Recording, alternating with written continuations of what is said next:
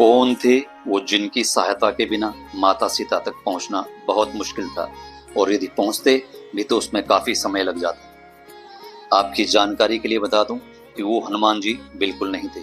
Video और जानकारी बहुत इंटरेस्टिंग है।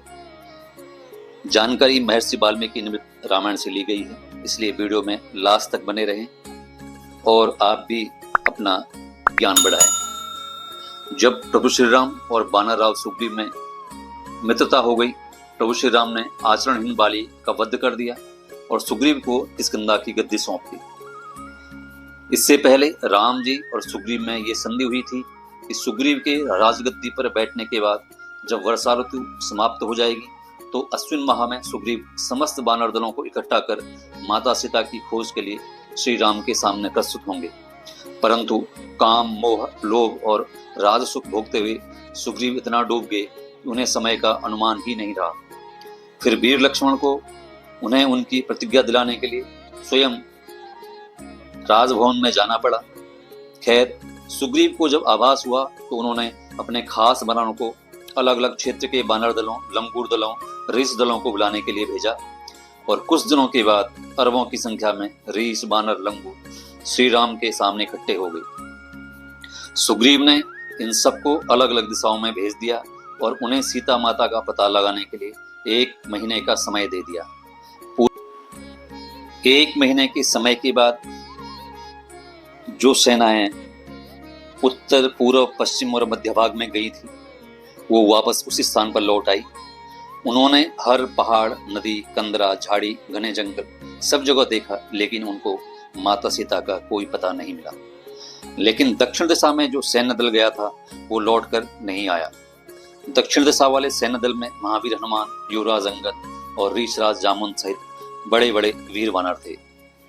हनुमान जी, जामुन जी और युवराज अंगद सहित जो सेना दक्षिण दिशा में सीता माता की खोज के लिए गई थी, उनको माता सीता की खोज करते हुए सुग्रीव द्वारा दिए गए 1 महीने से भी अधिक का समय बीत गया था, लेकिन उन्हें अभी तक कुछ भी पता नहीं चल सका था।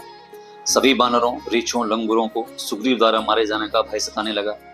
सभी श्रेष्ठ वानर अंगद को चारों तरफ से घेर कर रोने लगे और सभी ने वहीं उस पर्वत के नीचे आमरण भूखा रहने का निश्चय कर लिया।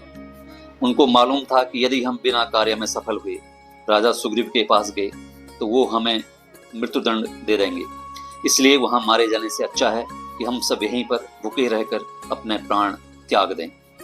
पर्वत के जिस स्थान पर सभी वानर बातचीत कर रहे थे, उसी पर्वत के उच्च स्थान पर जटायु के बड़े भाई गृधराज संपाति बैठे हुए थे। वानरों के वार्तालाप के बीच जब संपाति ने अपने छोटे भाई जटायु के मरने का जिक्र सुना तो वो बहुत उदास और दुखी हो गए, क्योंकि अंगद ने कहा था कि हमसे भाग्यशाली तो वो जटायु थे जो रावण से युद्ध करते हुए मारे गए, क्योंकि अब उन्हें राजा सुग्रीव से कोई दंड नहीं मिलेगा। अंगद के मुख से ऐसे वचनों को सुनकर गृधराज संपाति ने वानरों से कहा कि पर्वत के इस दुर्गम स्थान से तुम लोग मुझे नीचे उतार दो, मुझे अपने भाई की मृत्यु का वृतांत सुनने की प्रबल इच्छा है।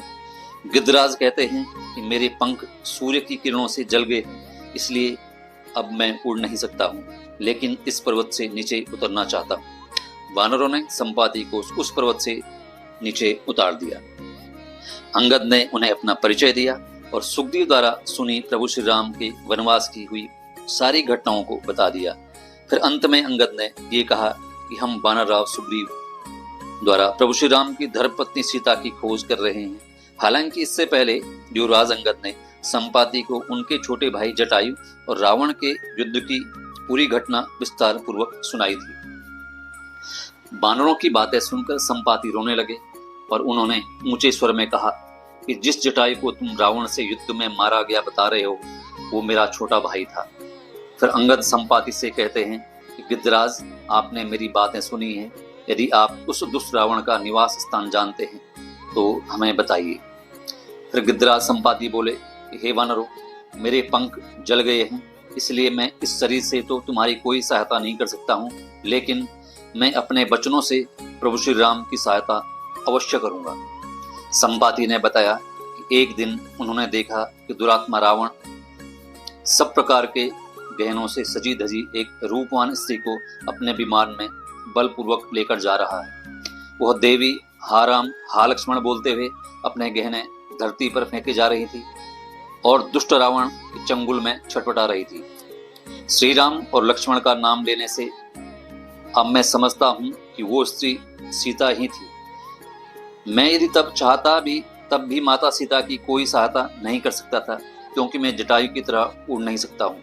लेकिन अब मैं तुम्हें माता सीता का पता बताता हूँ।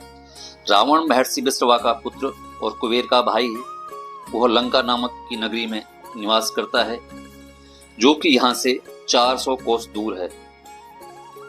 समुद्र के बीच में बने उस द्वीप पर विश्वकर्मा ने अत्यंत रमणीय लंकापुरी का निर्माण किया है। लंका में बड़े बड़े विचित्र दरवाजे तथा महल हैं, जो कि सोने से बने हुए हैं। विदेह कुमारी सीता श्रीलंका में बड़े दुख के साथ निवास करती हैं। बहुत सी राक्षसियां उनके पहरे पर तैनात हैं। वहां पहुंचने पर ही तुम लोग विदेह कुमारी सीता को देख सकोगे। लंका चारों ओर से समुद्र द्वारा सुरक्षित है। पूरे 100 योजन समुद्र को पार करके उसके दक्षिण तट पर पहुंचने पर ही तुम लोग रावण और लंका को देख सकोगे। इसलिए हे वानरों, समुद्र को पार करने में तुरंत ही अपने पराक्रम का परिचय दो। मैं वरदान में प्राप्त अपने दिव्य दृष्टि से 100 योजन से अधिक तक की चीजें देख सकता हूँ, और मैं अभी देख पा रहा हूँ कि तुम लोग सीता का दर्शन कर अवश्य ही लौट आओगे। गिद्धराज संपाति के मुंह से माता सीता का समाचार सुनकर सारे वानर अति प्रसन्न हो गए, प्रफुल्लित हो गए। संपाति ने उन्हें बताया कि उनका पुत्र सुपार्श उन्हें सदैव आहार का प्रबंध करता है। एक दिन जब वो बिना आहार के खाली हाथ लौटा तो मैंने उससे इसका कारण पूछा। उसने मुझे बताया कि मांस प्राप्त करने के लिए महेंद्र पर्वत के द्वार को रोककर मैं खड़ा हो गया था और अपनी दृष्टि से समुद्री जीवों को देखने लगा। तभी उसने देखा कि एक काला सा पुरुष सुंदर सी स्त्री को लेकर जा रहा है। सुपार्श ने उन दोनों को ही अपना आहार बनाना चाहा, परंतु उस पुरुष ने सुपार्श से बड़ी मधुर वाणी में उससे मार्ग देने की याचना की। उसके विनय पूर्वक बोले गए मीठे बोलों से सुपार्श ने उन्हें आहार बनाने का विचार त्याग दिया और उन्हें मार्ग दे दिया। उसने मुझे बताया कि जनक किशोरी सीता भय और शोक से व्याकुल थी। उनके आभूषण गिर रहे थे, रेशमी वस्त्र भी सिर से खिसक गया था, उनके केस भी खुले हुए थे, और वो श्री राम और लक्ष्मण का नाम लेकर उन्हें पुकार रही थी। और वो उनकी दयनीय दशा को देखता रह गया और मेरे लिए आहार का प्रबंध नहीं कर सका। इस तरह मुझे माता सीता के बारे में ज्ञात हुआ। संपाति उन्हें कहते हैं कि अब तुम्हें और समय नहीं बिताना चाहिए। अपनी बुद्धि के द्वारा दृढ़ निश्चय करके सीता के दर्शन के लिए प्रयास करना चाहिए। गिद्धराज संपाति वानरों से कहते हैं कि अब मैं तुम्हें एक विशेष बात बताता हूँ। वो कहते हैं कि आज से लगभग 8000 वर्ष पहले मुझे महर्षि निशाकर ने कहा था कि कुछ वर्षों के बाद यहाँ प्रभु श्री राम, वीर लक्ष्मण और वानर सेना आएगी और तुम्हें उनकी सीता की खोज में सहायता करनी है। इसलिए तुम्हें इसी स्थान में रहना होगा। जब तुम उनकी सहायता कर दोगे तो तुम्हारे ये जले हुए पंख फिर से ठीक हो जाएंगे और तुम उड़ सकोगे। संपाति वानरों को ये सब बता ही रहे थे कि अचानक से उनके नए पंख निकलने लगे। नए पंखों को देखकर संपाति को अनुपम हर्ष हुआ और वे पहले की जैसे पराक्रमी हो गए। वे वानरों से बोले कि हे वानरों, तुम प्रयास करो, निश्चय ही तुम्हें सीता का दर्शन प्राप्त होगा।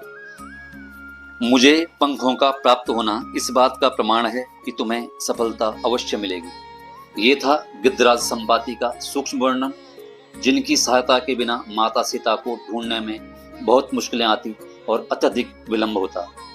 जानकारी कैसी लगी कमेंट करके अवश्य बताएं, और यदि अच्छी लगी हो तो लाइक कर दें। जो लोग चैनल पर नए हैं या जिन्होंने अभी तक चैनल को सब्सक्राइब नहीं किया है वो चैनल को सब्सक्राइब कर दें। बहुत जल्द एक नई वीडियो में नई जानकारी के साथ आपसे मिलता हूं। तब तक के लिए नमस्कार। जय श्री राम।